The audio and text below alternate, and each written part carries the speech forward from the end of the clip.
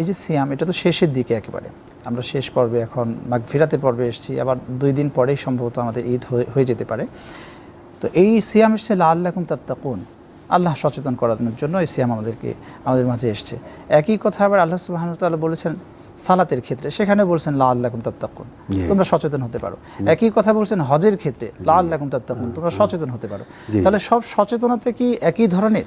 Right, এটাও আর একটি গুরুত্বপূর্ণ। আসলে কোরআনে আমাদেরকে ডুব দিতে হবে একটু, আর একটু ভাবতে হবে। আমাদের এই কম্পিউটারটা দিয়ে, রক্ত মাংসের কম্পিউটার আল্লাহ দিয়েছেন, যে সিয়াম লাআল্লাকুম তাত্তাকুন, সালাতের ব্যাপারে বলছে উলাইকাল্লাযিনা সাদাকু ওয়া উলাইকা হুমুল মুত্তাকুন, যারা সালাত আদায় করে। কুরবানিতেও বলছে তুমি রক্ত মাংস আমার কাছে পৌঁছায় তাকওয়া।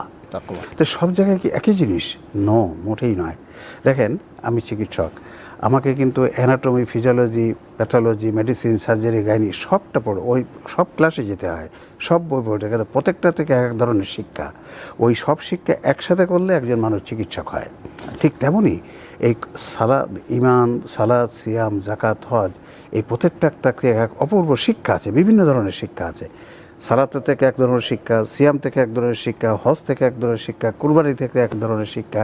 এই সব শিক্ষা যদি আমরা একত্রিত করি, তাহলে আমরা এমন মানুষ তৈরি হব যে আল্লাহর মানব সৃষ্টির উদ্দেশ্য বাস্তবায়ন করতে পারবো। সিয়ামের শিক্ষা কি? যে পেটে ক্ষুধা, জৈবিক চাহিদা থাকলেও আল্লাহ যা নিষেধ করেছে আমি তা করব না। এই শিক্ষা কিন্তু অন্য কোনো ইবাদতে নাই। তো এইভাবে এর অর্থ হচ্ছে বিভিন্ন জায়গায় বিভিন্ন রকম আছে।